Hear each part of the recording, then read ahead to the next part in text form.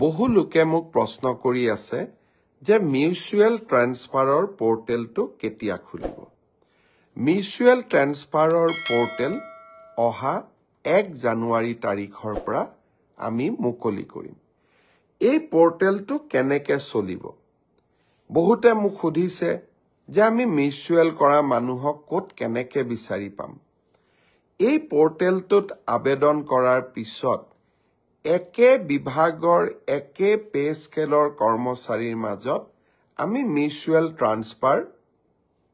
কৰাৰ বাবে প্ৰচেষ্টা কৰিম এই পোৰ্টেলটো প্ৰায় 2 মাহ জুলি খোলা থাকিব 1 জানুৱাৰীৰ পৰা 28 ফেব্ৰুৱাৰীলৈ এই সময়ছোৱাৰ ভিতৰতে আমি আবেদন কৰিম আমি ভেৰিফিকেশ্যন কৰিম তাৰ পিছত আমি আপোনালোকৰ আবেদনবোৰ পোৰ্টেলত স্বয়ংক্ৰিয়ভাৱে মিউচুৱেল ট্ৰান্সফাৰৰ বাবে মুকলি কৰি দিম আৰু এটা কম্পিউটাৰ প্ৰণালীৰ মাজেৰে স্বচ্ছতাৰ মাজেৰে এই মিউচুৱেল ট্ৰান্সফাৰ হ'ব আপোনালোকক সোধা যাব আপোনালোকে সন্মতিৰ বাটমটো টিপাৰ লগে লগে মিউচুৱেল ট্ৰান্সফাৰৰ অৰ্ডাৰ নিজে নিজে কম্পিউটাৰৰ পৰা ওলাই আহিব ই কেনেকৈ পৰিচালনা হয় যদি আপোনালোকৰ জানিবৰ কাৰণে আৰু অধিক ইচ্ছা আছে সৰ্বশিক্ষা অভিযানত আগতে কাম কৰা বা বৰ্তমানে কাম কৰি থকা শিক্ষকসকলে এই পোৰ্টেলটোৰ ওপৰত আপোনালোকক যথেষ্ট জ্ঞান দিব পাৰিব অহা 1 জানুৱাৰী তাৰিখে এই পোৰ্টেলটো আমি আনুষ্ঠানিকভাৱে মুকলি কৰি দিম ইয়াৰ পিছত মোক সততে সোধা প্ৰশ্নটো হৈছে যে মুখ্যমন্ত্ৰীৰ আত্মনিৰ্ভৰ অসম অভিযানৰ দ্বিতীয় পৰ্যায়ৰ আবেদনৰ প্ৰক্ৰিয়া কেতিয়া আৰম্ভ হ'ব শ্ৰদ্ধা যুৱক যুৱতী বন্ধু বান্ধৱীসকল মুখ্যমন্ত্ৰীৰ আত্মনিৰ্ভৰ অসম আঁচনিৰ জৰিয়তে আমি যুৱক যুৱতীসকলক ব্যৱসায় কৰিবৰ বাবে উদ্যোগ কৰিবৰ বাবে 2 লাখ টকা আগবঢ়াওঁ আৰু যিসকলে MBBS ইঞ্জিনিয়াৰিং পাছ কৰিছে তেওঁলোকক আমি 5 লাখ টকা আগবঢ়াওঁ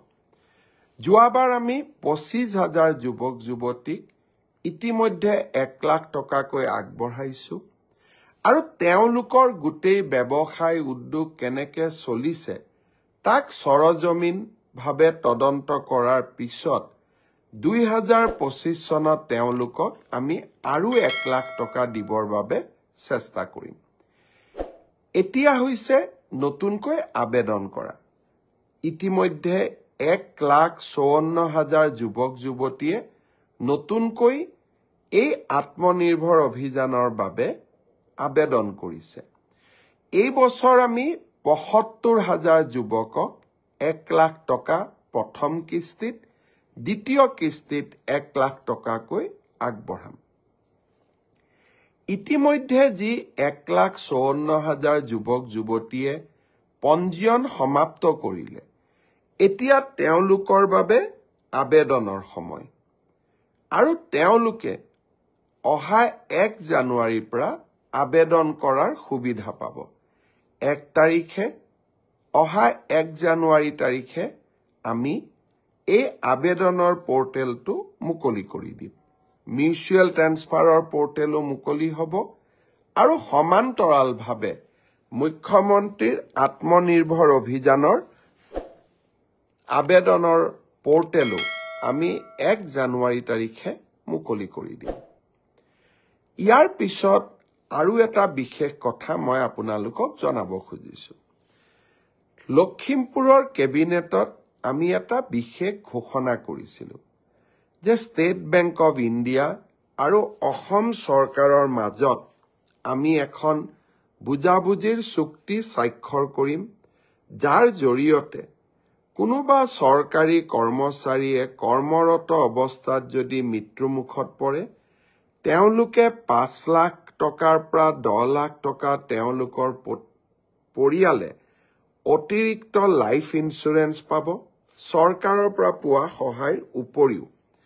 দুৰ্ঘটনাজনিত কাৰণত মৃত্যু হলে 1 কোটি টকা পৰিয়ালটোৱে পাব আৰু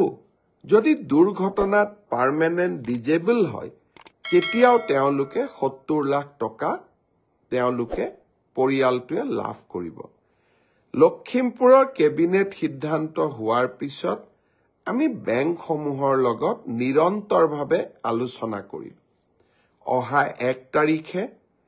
1 জানুৱাৰী তাৰিখে নতুন বছৰৰ আৰম্ভণিতে state bank of India, union bank of India আৰু আন কেইবাটাও বেংক য'ত নেকি আমাৰ চৰকাৰী কৰ্মচাৰীসকলে দৰমহাৰ লেনদেন কৰে, তেওঁলোকৰ লগত আমি বুজাবুজিৰ চুক্তি স্বাক্ষৰ কৰিম। অৰ্থাৎ 1 তাৰিখৰ পৰাই এই কেবিনেট সিদ্ধান্ত কাৰ্যকৰী হ'ব। শ্ৰদ্ধাৰ অসমবাসী ৰাইজ, মুখ্যমন্ত্ৰীৰ আত্মনিৰ্ভৰ অভিযান, কৰ্মচাৰীসকললৈ জীৱন সুৰক্ষা আৰু মিউচুৱেল ট্ৰান্সফাৰ,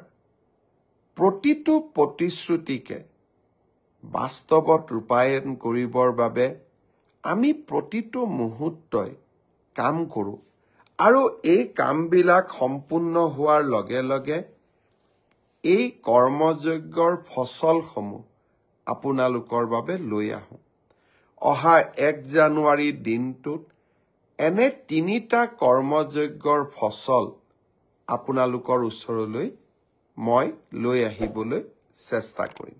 বিকাশৰ 12 দিনত অসমৰ বিভিন্ন জিলালৈ যাওঁতে মোক বহুত ল'ৰা ছোৱালীয়ে প্ৰশ্ন কৰিছে যে পুলিচৰ ফিজিকেল ফিটনেছ আমি পাছ কৰিলোঁ, এতিয়া লিখিত পৰীক্ষা কেতিয়া হ'ব? ফেব্ৰুৱাৰী মাহৰ ভিতৰত এই লিখিত পৰীক্ষা সমাপন কৰাৰ বাবে আমি প্ৰচেষ্টা কৰিম। বহুত ল'ৰা ছোৱালীয়ে সুধিছে যে মামা ADRE ৰিজাল্ট কেতিয়া দিব? ADRE ৰিজাল্টটো আমি 3য় আৰু 4ৰ্থ বৰ্গৰ আটাইকেইটা পৰীক্ষাৰ ৰিজাল্ট আমি ফেব্ৰুৱাৰী মাহৰ শেষৰ ফালে বা মাৰ্চ মাহৰ প্ৰথম সপ্তাহতে দিবৰ বাবে আমি চেষ্টা কৰিম। ইতিমধ্যে এই গোটেই প্ৰচেষ্টাবোৰ আৰম্ভ হৈছে আৰু আমাৰ প্ৰচেষ্টা হ'ব যে নিৰ্ধাৰিত সময়ত এইবাৰ আমি প্ৰতিশ্ৰুতি দিয়া অনুসৰি 30,000 নিযুক্তি আমি যাতে সমাপন কৰিব পাৰোঁ। প্ৰাদেশিকৰণৰ ওপৰতো আমাৰ সমাজত বহুত চিন্তা চৰ্চা হৈ থাকে। অলপতে গুৱাহাটী উচ্চ ন্যায়ালয়ে প্ৰাদেশিকৰণৰ ব্যৱস্থাটোৰ ওপৰত এটা গুৰুত্বপূৰ্ণ ৰায় প্ৰদান কৰিছে। আমি সেই ৰায় অধ্যয়ন কৰি আছোঁ আৰু তাৰ পিছতেই প্ৰাদেশিকৰণৰ ওপৰতো আপোনালোকক মই কিছু কথা ক'বৰ বাবে যত্ন কৰিম।